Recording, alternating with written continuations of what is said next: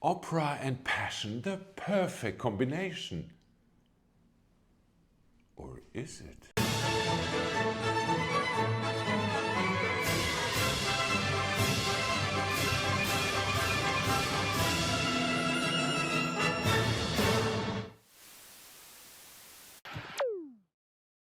Good morning, good evening, good night, wherever you are, welcome. This video is a re-recording of a video I did originally in German. And although German is a simple and beautiful language... And it's that fast because it's got a very clever gearbox. It's called a... Is it German? Oh, it's a German name, but it's really complicated. So let me just spell this out. It's a D-O-P-P-E-L-K-U-P-P-L-U-N-G. S-G-E-T. R-I-E-B-E.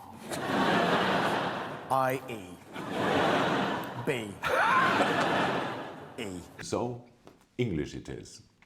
What I want to talk about today is the fact that the modern audience, and rightly so, expects to see at least a certain degree of believability when it comes to appearances and acting on an opera stage. Our expectations about what is believable and acceptable in opera are higher than ever, and I think they should be. And if opera doesn't meet those expectations, well, the opera deserves to vanish over time. Let's see if we can find some real and believable passion on the opera stage, shall we? To examine this, I chose Massenet's opera Manon, for the simple reason of why not. More specifically, the duet of Manon and Grigolo in the third act, where Manon successfully tries to win back Grigolo.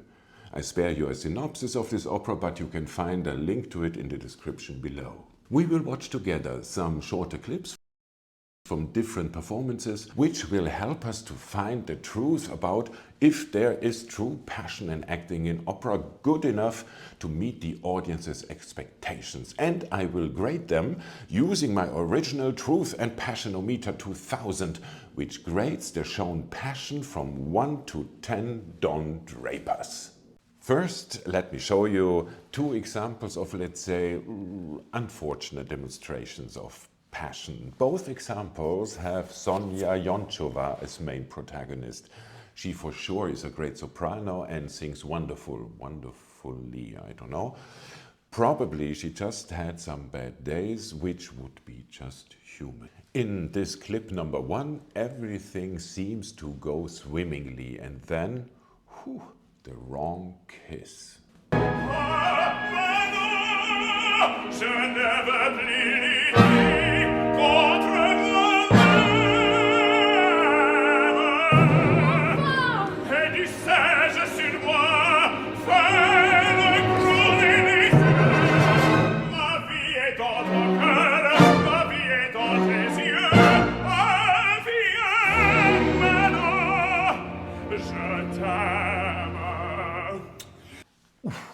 That's not a kiss of passion, that's a kiss of a couple married for 20 years.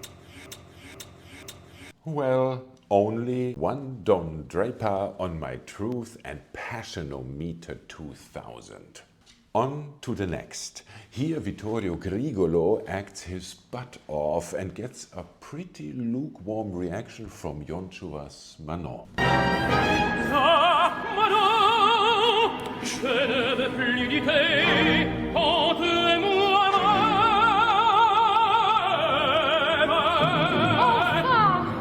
Et du siège sur moi, faire écho des yeux. Ma vie est dans ton cœur, ma vie est dans tes yeux.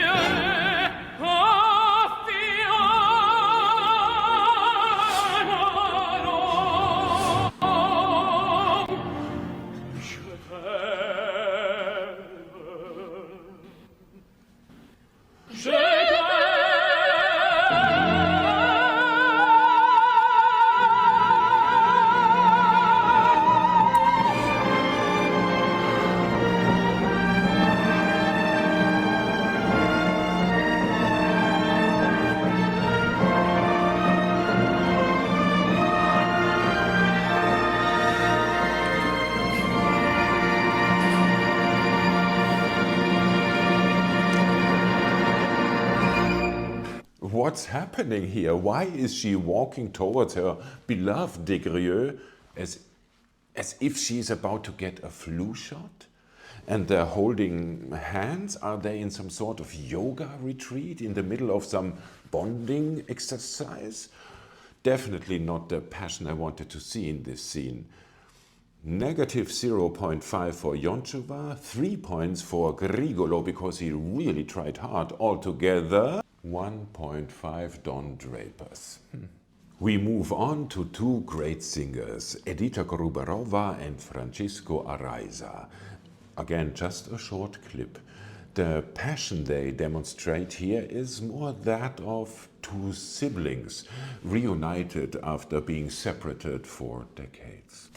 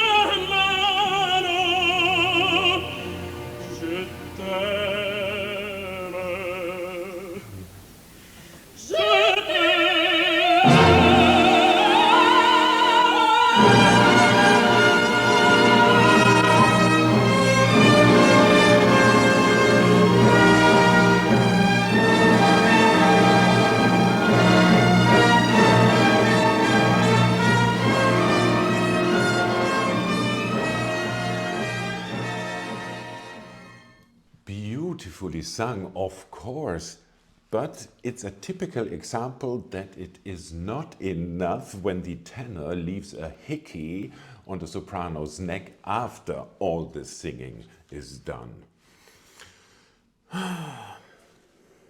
3 Don Drapers. In contrast to this, here are Netrebko and Rolando Villazon, a performance in Paris, and definitely no siblings energy here. But in the first part of this clip, unfortunate overacting on Villazon's behalf. But it's only partially his fault. I blame the quite absurd idea that Grigolo has to put himself in a cage in order to resist Manon's temptation.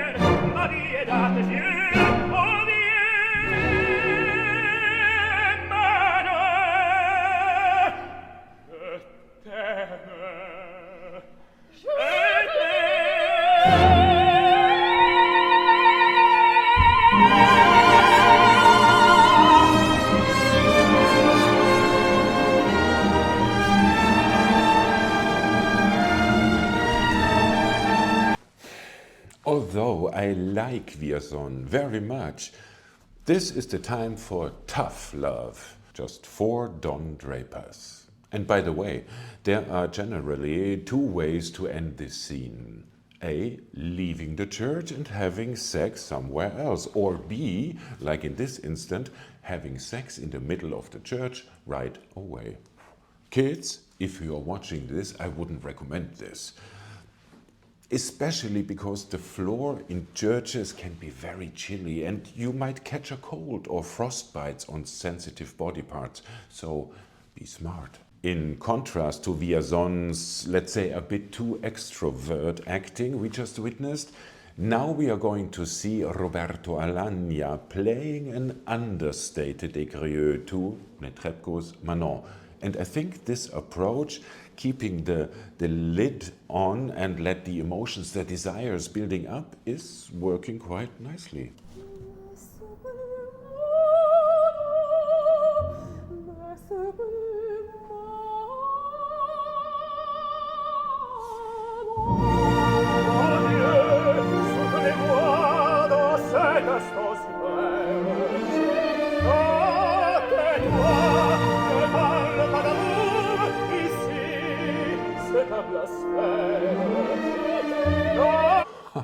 Sorry to interrupt, but this is important. Did you notice how Alagna has to free his shoe heel, which was caught by his cassock?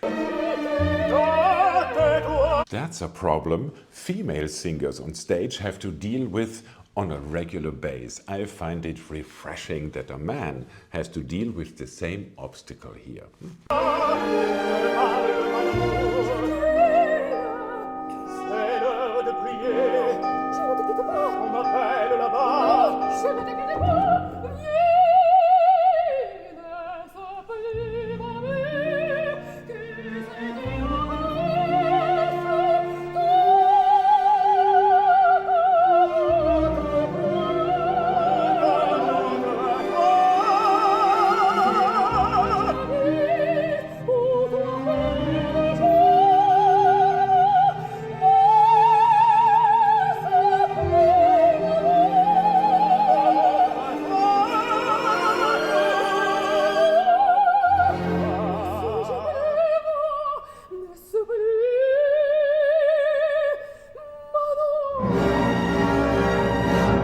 I think this is a little bit too understated here. Alagna, I can't believe it totally that he has this passion, this fighting, this resisting, this urge to go with Manon inside of him at this moment. I clearly see a tenor, a singer, concentrating on the voice and on the music.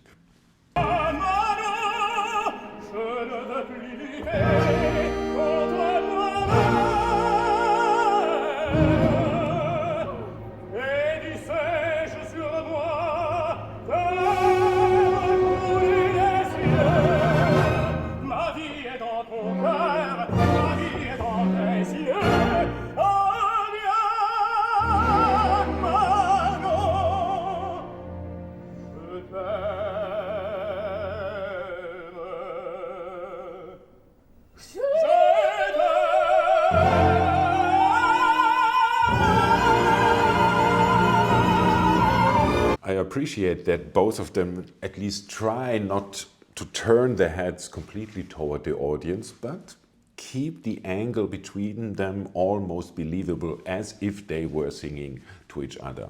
I appreciate it. And that's the phenomenon I spoke before. During the scene, the duet itself, sometimes not so much passion, but when all the singing is done and the relief is there, then the passion starts. I'm not quite sure if this is good.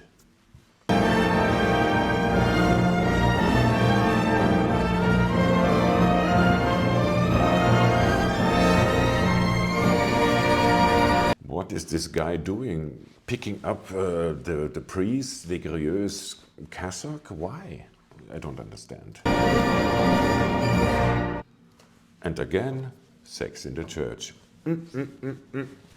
So, what do you think? How many Don Drapers should we award here? I personally go for 5. 5 Don Drapers. Everyone agreeing? Yes? Thank you. Another example of doing a bit too much, in my opinion, is the next clip. Bernhard Richter and Patricia Petibon, who doesn't hold back when it comes to play the erotic card.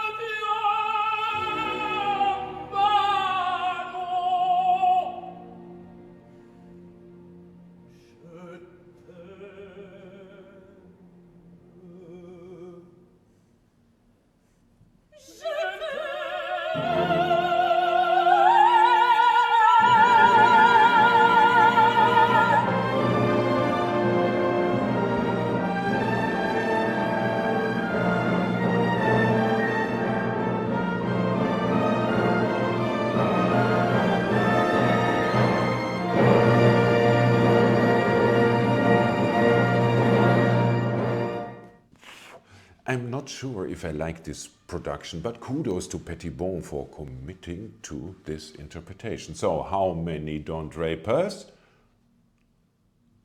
6 Don Drapers, well deserved. But the absolute highlight of this scene clearly is the disco ball hanging over the bed while Manon and Desgrieux are having it. Ingenious. The next clip couldn't be a starker contrast, and I like this one.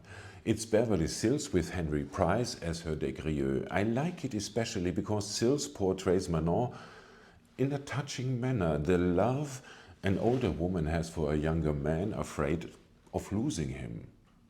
I know this is not what Manon originally is about, but her interpretation is moving and real and simply great acting. And Henry Price tastefully shows the right mixture between resisting and wanting her at the same time.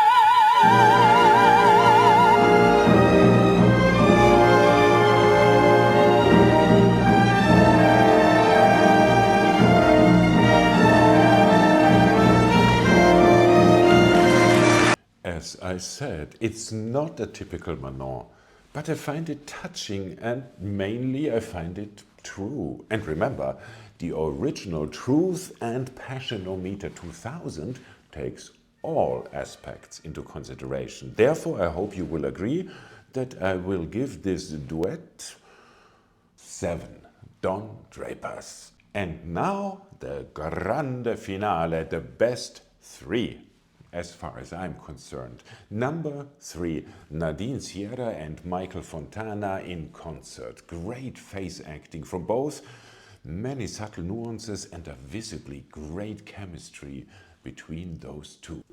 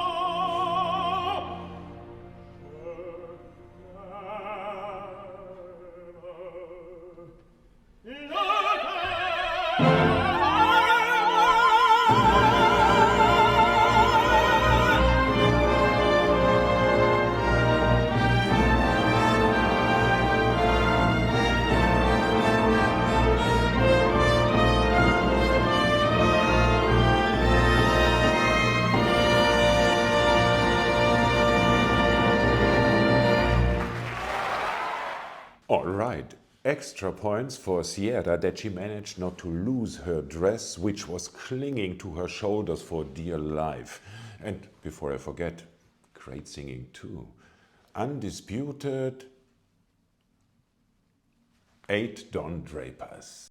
And as number two, I know, Natalie and Rolando Villazon, who demonstrate that you can sing this duet close to or even on the floor as well.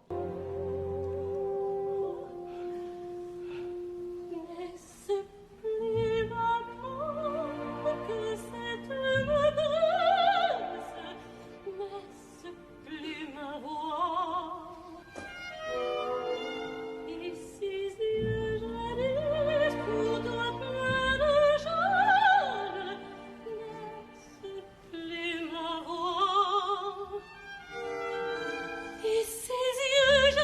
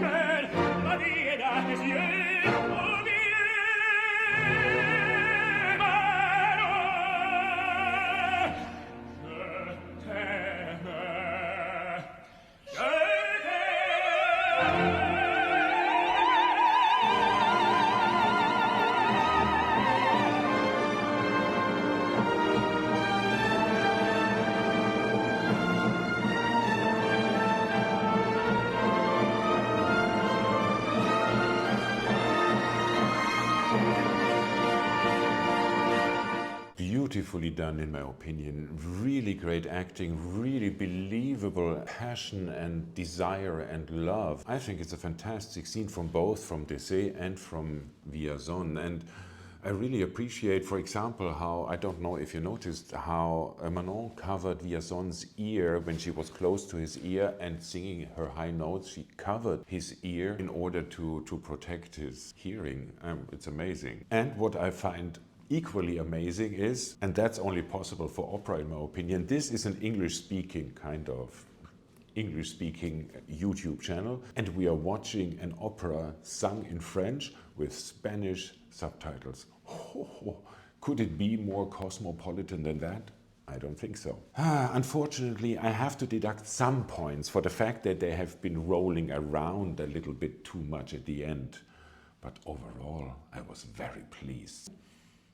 8 Don Drapers. Absolutely well deserved. And here, my personal number 1. It's again Anna Netrebko and Rolando Villazon. This time in concert in Moscow 2006, I think, at a more innocent time before Russia decided to invade the Ukraine. Thanks, Vladimir. Anyway, the young Netrebko and young Villazon are simply marvelous, and one can see why the whole world went nuts and couldn't get enough of them.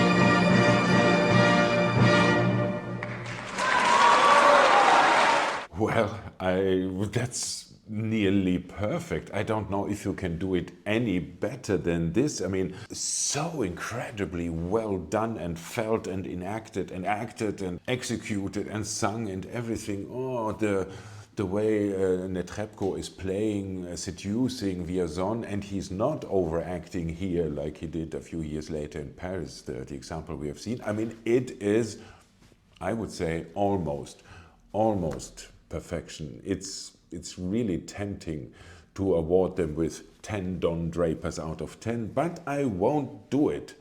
They are great. But still I need some space for future videos to give a 10. So it's, yeah, 9 Don Drapers. More than enough to win this little contest. Congratulations to them and to all the wonderful artists I have shown here today. Well, what do you think? For me, one thing is evident. If an opera performance goes wrong, it's one of the most embarrassing things to watch. Really, really awful. But if you are lucky and catch a great performance, then it's like a drug you want to have over and over again. If you think you have an opera scene on video which shows even more passion and true acting, then send me the link and I gladly will talk about it in one of my next videos. Thank you for watching. I really appreciate it and I hope to see you again next time. Until then, please take care and ciao.